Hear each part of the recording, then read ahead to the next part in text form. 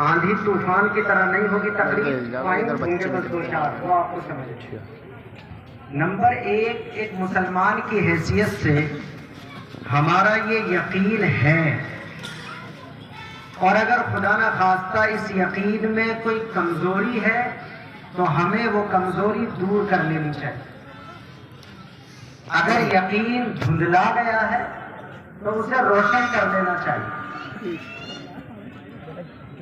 اور وہ یہ یقین ہے کہ ہم یہ مانیں، جانیں اور سمجھیں کہ اللہ نے جو قانون ہمیں قرآن کی شکل میں اور اپنے نبی پاک علیہ السلام کی سیرت کی شکل میں عطا کیا ہے وہ کامل ہے، مکمل ہے، اور ایسا کامل اور مکمل ہے کہ قیامت تک اس قانون میں نہ کسی قسم کی تبدیلی کی ضرورت پیش آئے گی، اور نہ ہی ایسا ہوگا کہ اس کی سلائی ابھر گئی ہو اور اسے دوبارہ سے سلائی کرنے کی ضرورت پیش آئے۔ دوبارہ سے سنیے جو کہہ رہا ہوں۔ نمبر ایک، ہمارے یقین کا یہ حصہ ہے کہ ہمارا قانون مکمل ہے۔ مکمل کا جب لفظ بولا جاتا ہے تو اس کا مطلب یہ ہے کہ انسان کو اپنی پوری زندگی میں جس کنڈیشن میں، جس سچویشن میں رہنمائی اور گائیڈنس کی ضرورت ہے تو اللہ کی کتاب، یہ جو قرآن ہے، اس کا قانون ہر جگہ انسان کی انگلی پکڑ کر اس کی رہنمائی کرنے کے لیے نہیں آ رہا مجھے بات کرتے۔ ہمیں اگر مسجد میں رہنمائی چاہیے تو مسجد میں بھی ملے گی، مدرسے میں چاہیے تو مدرسے میں بھی ملے گی، شادی میں چاہیے تو شادی میں بھی ملے گی، غمی میں چاہیے تو غمی میں بھی ملے گی، دکان پر چاہیے دکان پر بھی ملے گی، بینک میں چاہیے بینک میں بھی ملے گی، بزنس میں چاہیے بزنس میں ملے گی، کھیتی میں چاہیے کھیتی میں۔ بتا دو 11:05 پہ میری بات۔ اگر ہم اپنے قانون سے مسجد میں رہنمائی حاصل کرتے ہیں اور دکان پر حاصل نہیں کرتے تو یہ ہمارے قانون کی کمی نہیں ہے بلکہ ہمارا قصور ہے۔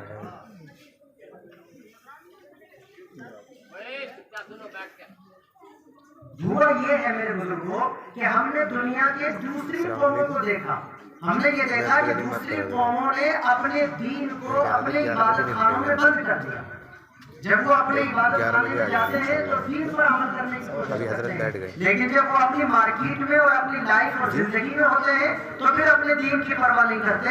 ان کی دیکھا دیکھی ہم مسلمانوں کا رویہ بھی ایسا ہی بنتا چلا گیا کہ جب مسجد میں جائیں گے تو اپنے دین کو جان کر اس پر عمل کرنے کی کوشش کریں گے، لیکن اپنے کاروبار میں، اپنے لین دین میں، اپنی بزنس اور تجارت میں، اپنی دکانداری میں، اپنی کھیتی باڑی میں، اپنی شادی غمی میں ہم قرآن کے قانون کو جاننے کی کوشش کر کے اس پر عمل کرنا نہیں چاہیے۔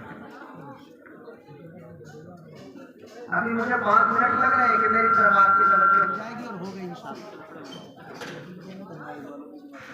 دیکھیے، اگر دوسرے لوگ اپنے دین کے قانون کے ساتھ یہ رویہ اپنا رہے ہیں تو ہمیں اس سے کوئی شکایت نہیں، ہو جانے ان کا کام جانے، لیکن ہمارا قانون تو مکمل ہے۔ ہمارا قانون تو ہم سے کبھی یہ نہیں کہتا کہ میں اس جگہ تمہاری رہنمائی کر سکتا ہوں اور اس جگہ رہنمائی نہیں کر سکتا۔ ہمارا قانون تو قیامت تک کے لیے دروازہ کھولے ہوئے ہے، وہ کہہ رہا کہ تو جہاں پر بھی رہنمائی چاہے گا ہم تیری رہنمائی کرنے کے لیے۔ مگر افسوس یہ ہے کہ مسلمانوں کا رویہ بھی یہ بن گیا کہ جب عبادت کرتے ہیں تو قانون کو جاننا چاہتے ہیں۔ میں اس کی مثال دیتا ہوں آپ کو۔ نماز پڑھے گا جب ہمارا مسلمان بھائی، اور اگر 4 رکعت والی نماز پڑھ رہا ہے، 2 رکعت پہ بیٹھنا چاہیے تھا، دھوکہ ہو گیا نہیں بیٹھا۔ سمجھا پا رہا ہوں میں اپنی بات؟ 2 رکعت پر بیٹھنا چاہیے تھا لیکن نہیں بیٹھا، کھڑا ہو گیا۔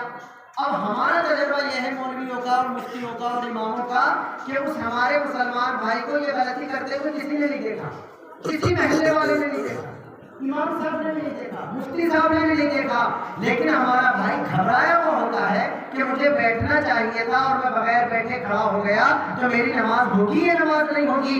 وہ حجرے میں جاتا ہے، مفتی صاحب سے معلوم کرتا ہے اور یہ پوچھتا ہے کہ مجھے بتا دو میری نماز ہو گئی کہ نہیں ہوئی، میں دوبارہ ٹوک رہا ہوں، میں سمجھا پا رہا ہوں اپنی بات، اسے امام صاحب نے نہیں دیکھا، اسے محلے کے کسی آدمی نے نہیں دیکھا، پھر کیوں معلوم کر رہا ہے؟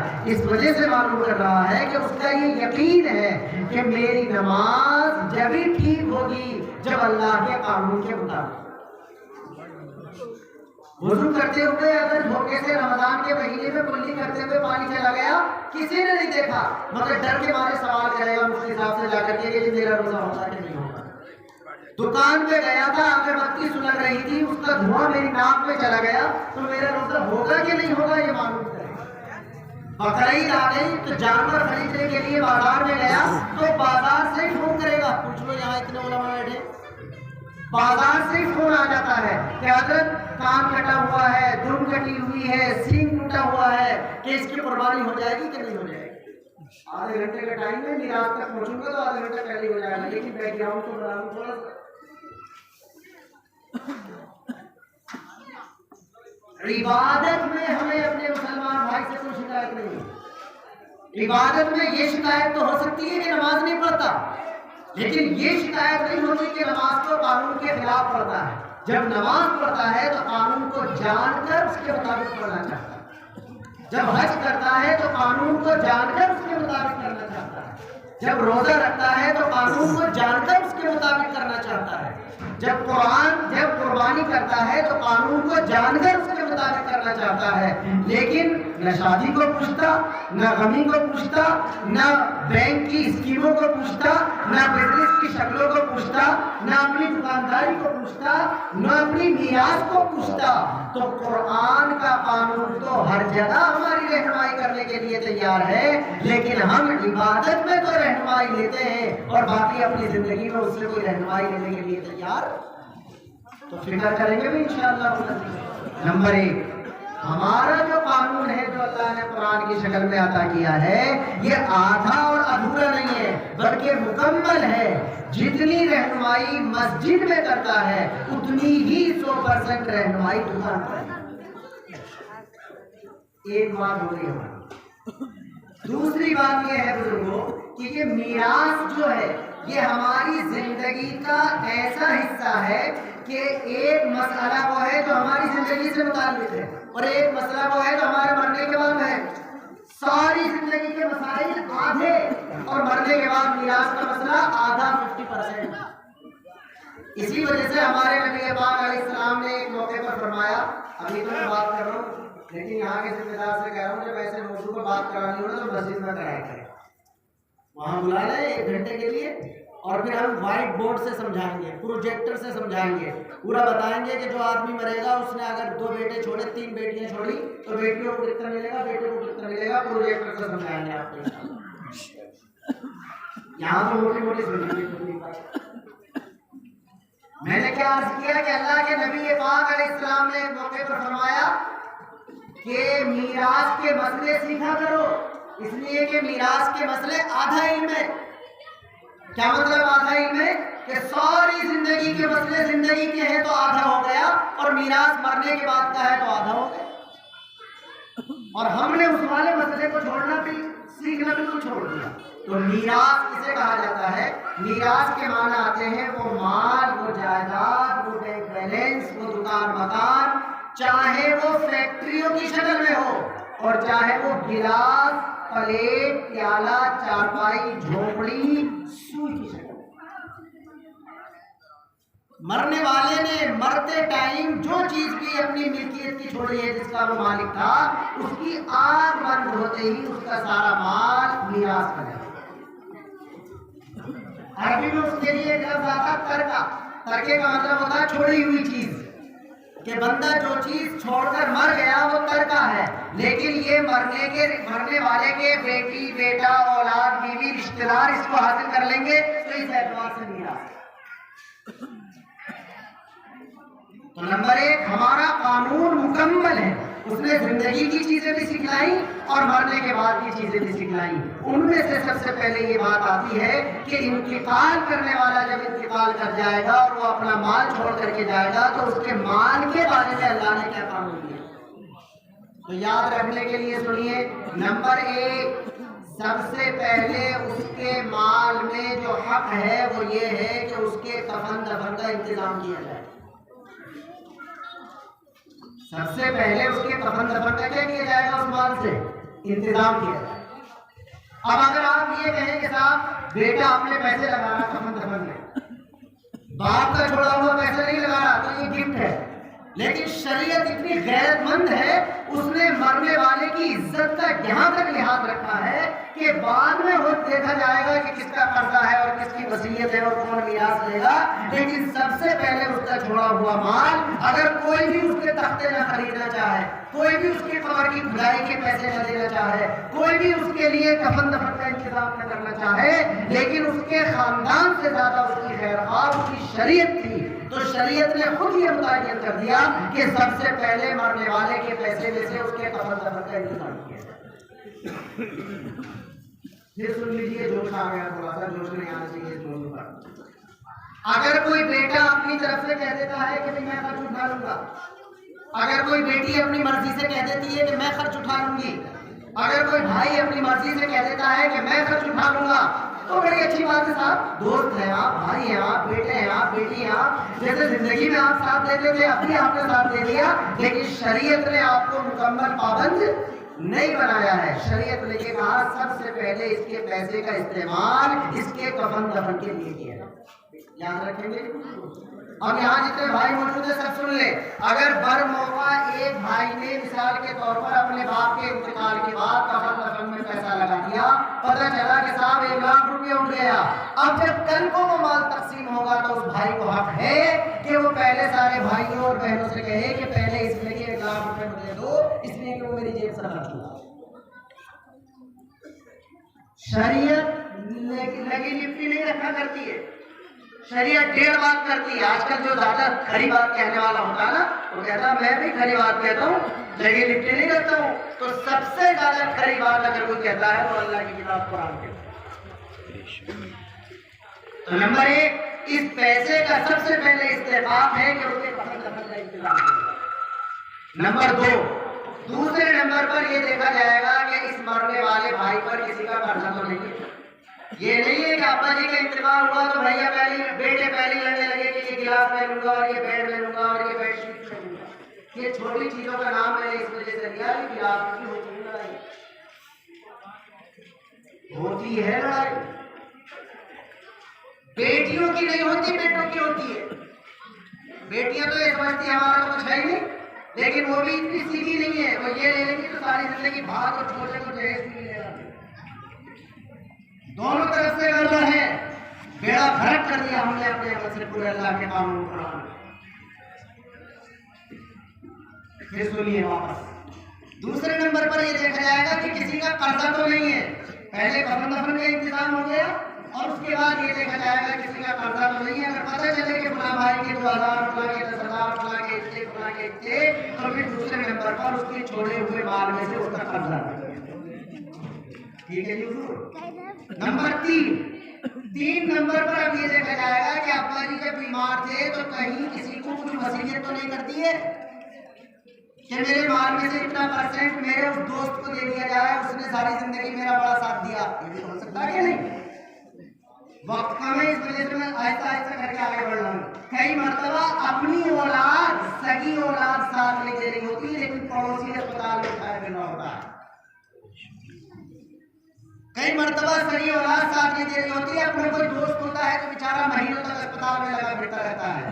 تو ایسے موقع پر آدمی کے دل میں خیال آتا ہے کہ یار میری اولاد تو دیکھنے کے لیے تیار نہیں ہے، اس پڑوسی نے اپنی دکان بھی چھوڑ رکھی ہے، اس میرے دوست نے اپنا گھر بار چھوڑ رکھا ہے، کتنے دن سے میری خدمت میں لگا ہوا ہے، تو میرے پاس جو پراپرٹی ہے، میرے پاس جو جائیداد ہے، میں اس بھیا کا بھی کچھ بھایا کر کے چلا جاؤں. ارے بھائی ہوتا ہے کہ نہیں ہوتا؟ تو شریعت نے اس بندے کو اسپیس دیا، موقع دیا، چانس دیا، تھوڑا سا اسے اختیار دیا کہ اگر وہ کسی اور کے لیے اپنے مال میں سے کوئی وصیت کر کے جانا چاہتا ہے تو کیا کر سکتا ہے وہ وصیت. لیکن دیکھو قانون کی بات ہے، بہت غور سے سننا. مرنے والا مر رہا ہے، یہ سوچ رہا میں تو 2 کروڑ کا آدمی ہوں. اب اس نے سوچا میرے بیٹوں نے تو کوئی خدمت نہیں کی، کہ سارے 2 کروڑ کے 2 کروڑ اپنے دوست کو دے کر چلے جاؤں. سارا ہی مسجد میں لے کے چلے جاؤں، سارا ہی مدرسے میں لے کے چلے جاؤں، تو نہیں نہیں نہیں۔ آپ کو جو اختیار دیا جا رہا ہے وصیت کرنے کا، یعنی اپنی اولاد اور اپنے وارثین سے الگ ہٹ کر اگر آپ کسی کو اپنے مال میں سے کچھ دلوانا چاہتے ہیں تو صرف 1/3 1/3 دے سکتے ہیں، اس سے زیادہ نہیں دے سکتے۔ سمجھا پایا یہ والی بات؟ یعنی اگر کوئی آدمی یہ سمجھ رہا کہ میں تو جا رہا ہوں، اور مثال کے طور پر سپوز کیجئے کہ وہ 9 لاکھ روپے چھوڑ کے جا رہا، کتنے روپے چھوڑ کے جا رہا؟ 9 لاکھ روپے۔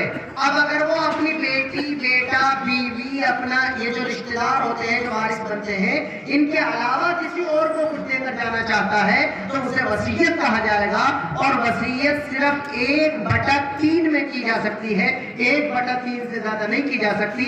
یعنی اگر 9 لاکھ روپے کوئی چھوڑ کر جا رہا ہے تو وہ صرف زیادہ سے زیادہ 3 لاکھ روپے کی وصیت کر سکتا ہے، اس سے زیادہ کی وصیت 3 لاکھ روپے وصیت میں دیے جائیں گے دوسرے کو، لیکن 6 لاکھ روپے 2/3 ایٹومیٹک اس کے وارثوں میں تقسیم ہو جائے۔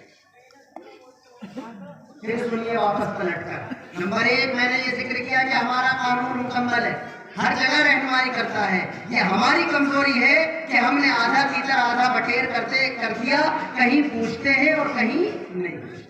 نمبر 2 میں نے یہ ذکر کیا کہ میراث کہا جاتا ہے، مرنے والا اپنے مرنے کے ٹائم جو چیز چھوڑ کر جاتا ہے وہ میراث ہے، اور اس مال کی ترتیب یہ ہے، نمبر 1 سب سے پہلے کفن دفن کا انتظام کیا جائے گا، نمبر 2 دوسرے نمبر پر کسی کا قرضہ ہے تو وہ ادا کروایا جائے گا، نمبر 3 اگر مرنے والے نے کسی کے حق میں وصیت کر رکھی ہے تو اس کی وصیت کو پورا کیا جائے گا، اور نمبر 4 اب جو باقی مال بچے گا وہ جو اس مرنے والے کے وارث بنتے ہیں ان کے درمیان قرآن کے بتائے ہوئے حصے کے مطابق تقسیم کر دیا جائے۔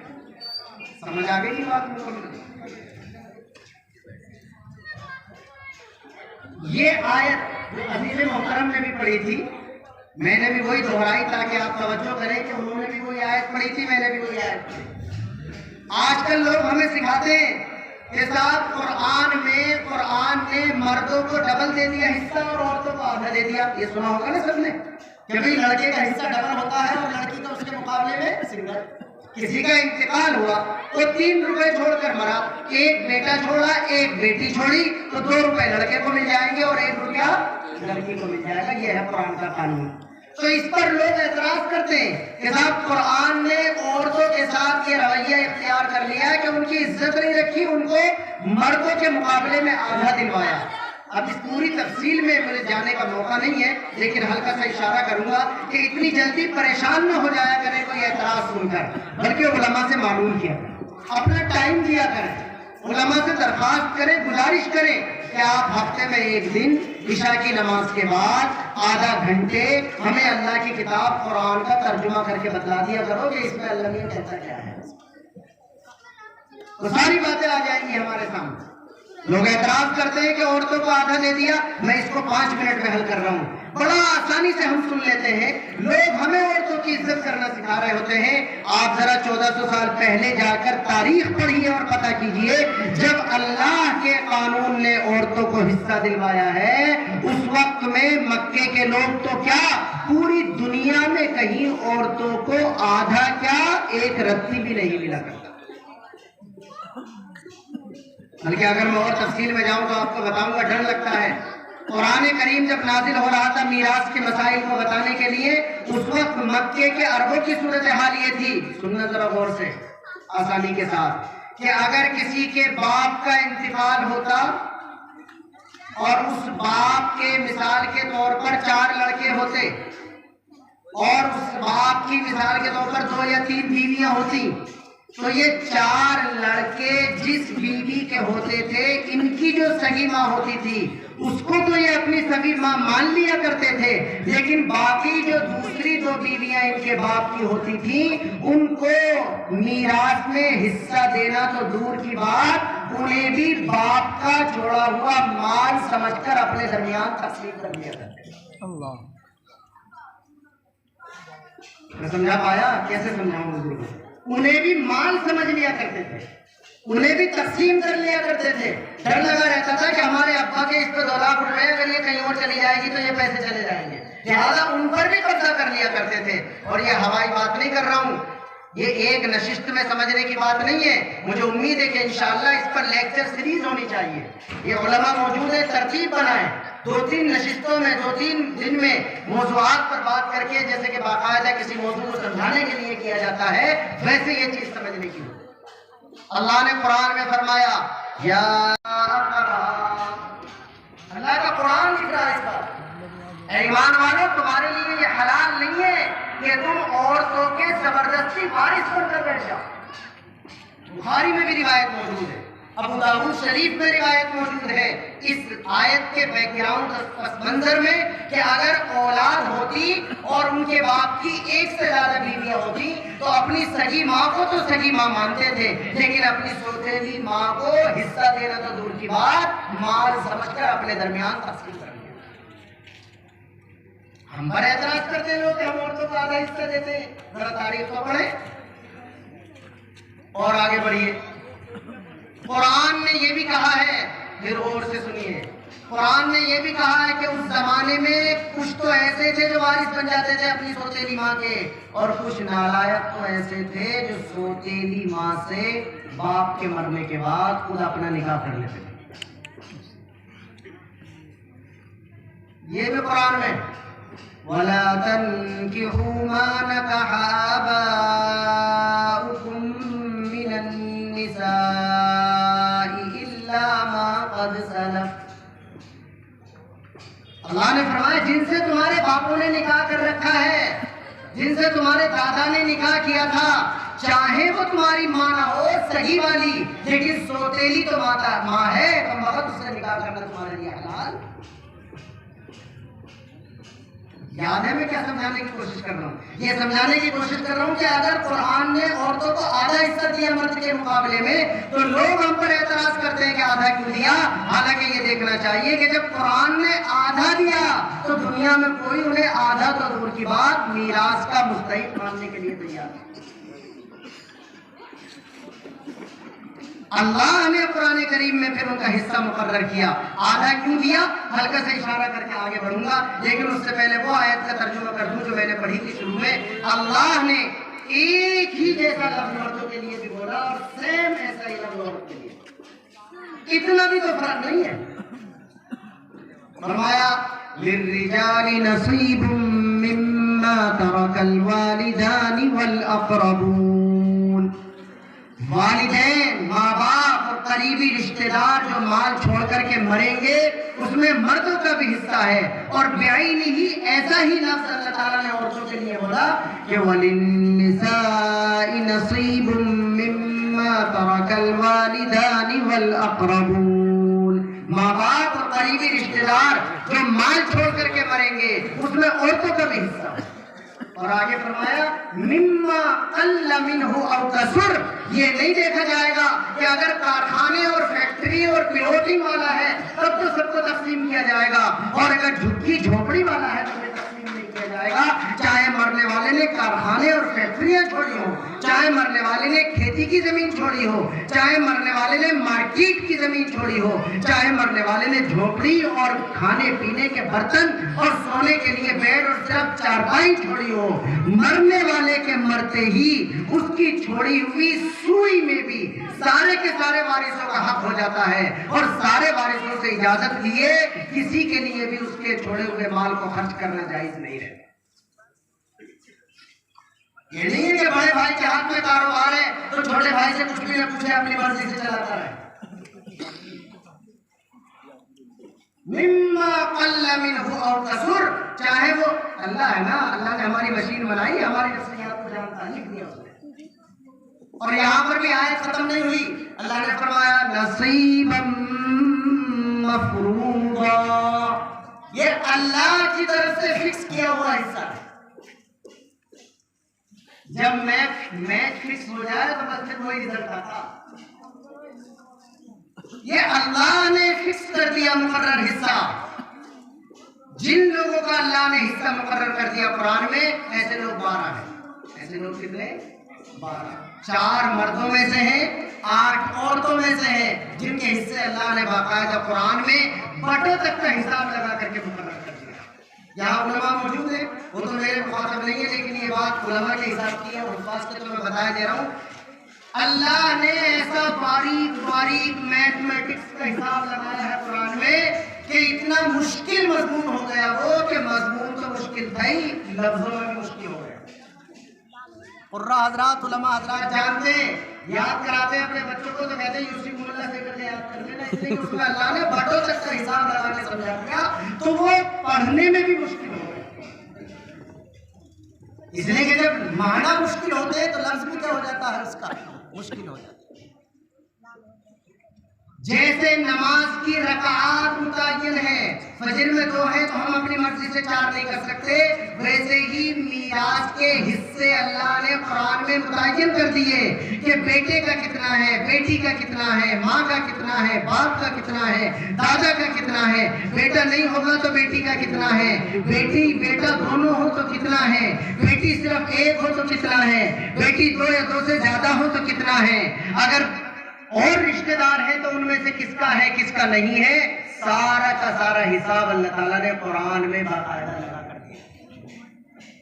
اور عجیب بات آپ کو بتاتا ہوں کہ نماز میں کتنی رکعتیں ہیں یہ قرآن میں نہیں ہے, ہمارے نبی نے بتایا, لیکن میراث میں کس کو کتنا % حصہ ملے گا یہ اللہ نے اپنے نبی پر بھی نہیں چھوڑا بلکہ خود بتلایا. میں نماز کی حیثیت کم نہیں کر رہا ہوں, نماز کی حیثیت کم نہیں کر رہا ہوں, میں بس یہ کہنا چاہتا ہوں کہ لڑائی کا مسئلہ نماز میں اتنا نہیں تھا جتنا مال کے چکر میں ہوتا. اس وجہ سے اللہ تعالیٰ نے نماز کی رکعتیں تو اپنے نبی سے متعین کرا دی, لیکن میراث میں کس کو کتنا حصہ ملے گا یہ اللہ تعالیٰ نے خود قرآن میں اپنے آپ حساب لگایا. اور ایک لفظ اور بتا کے آگے بڑھتا ہوں, قرآن میں کچھ جگہ ایک لفظ آتا ہے تلک حدود اللہ, یہ اللہ کی لگائی ہوئی لائن آف کنٹرول ہے.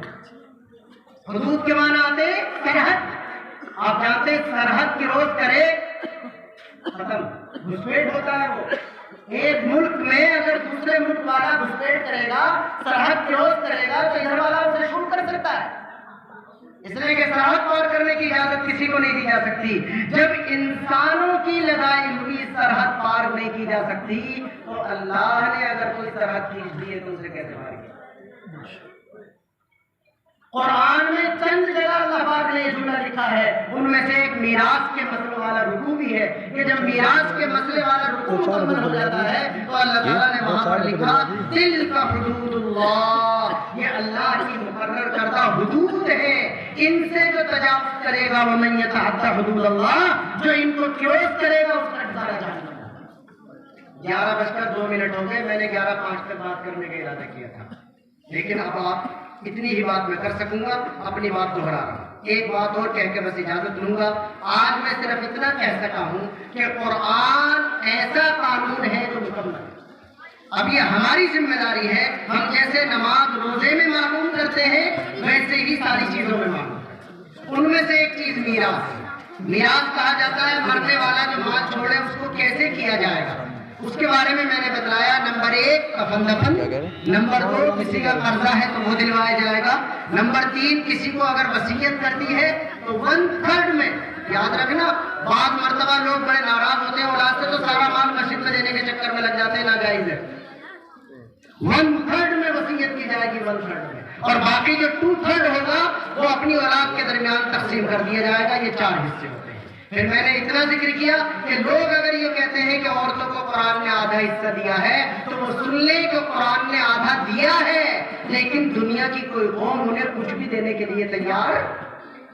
آدھا کیوں دیا, آدھا اس وجہ سے دیا کہ خرچے کی کوئی ذمہ داری کبھی بھی عورت پر نہیں رکھی شریعت میں. بھائی سارے خرچے کی ذمہ داری کس پر ہے؟ ارے بولو بھائی, بیٹی تو جب پیدا ہوگی تو خرچہ آ گیا ابا پہ, جب شادی کر دی خرچہ آ گیا شوہر پہ, شوہر بھی چلا گیا بڑھیا ہو گئی تو خرچہ آ گیا بیٹے پہ. عورت پر دوسرے کا خرچہ ہونا تو دور کی بات, اپنا بھی نہیں ہے. अरे सुन रहे हो भाई, औरत पर दूसरे का खर्चा होना तो दूर की बात, अपना भी नहीं है, और मर्द पर अपना भी होता है, पूरी फैमिली का भी होता है।